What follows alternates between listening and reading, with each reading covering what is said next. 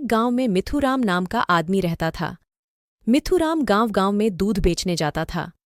मिथुराम जब भी दूसरे गांव में दूध बेचने जाता था, रास्ते में उसे एक नदी पड़ती थी और नदी के पास एक घना पेड़ भी था जिस पर एक बंदर रहता था।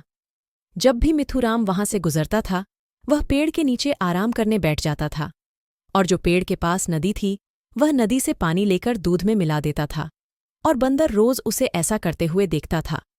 एक दिन जब मिथुराम दूध बेचकर वापस आ रहा था, उसने पेड़ के नीचे आराम करने का सोचा। वह पेड़ के पास गया और वहां बैठ गया और उसने अपनी पैसों की थैली को पेड़ के ऊपर टांग दिया। जब बंदर ने देखा कि मिथुराम सो रहा है, उसने चुपके से उसकी पैसों की थैली उठाई। थोड़े समय बाद जब मिथुराम की आंख खुली, उसने देखा कि उसकी पैसों की थैली पेड़ पर नहीं बल्कि बंदर के पास थी। उसने बंदर को फटकारा और बोला, मुझे मेरी पैसों की थैली वापस दे। बंदर इसे देखकर मुस्कुराने लगा। बंदर ने पैसों की थैली खोली, उसमें से पैसे निकाले। एक पैसा उसने नदी में फेंका और एक मिथुराम को दिया। फिर उसने अगले पैसे के साथ भी ऐसा ही किया, एक पैसा नदी में और एक मिथुराम को।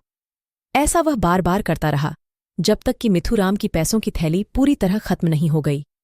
मिथुराम ने बंदर से कहा, तुमने मेरे साथ ऐसा क्यों किया?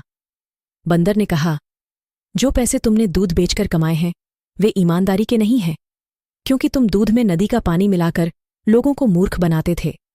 जो पैसे नदी के थे वे मैंने नदी को वापस कर दिए और जो पैसे तुम्हारे दूध के थे वे मैंने तुम्हें वापस कर दिए।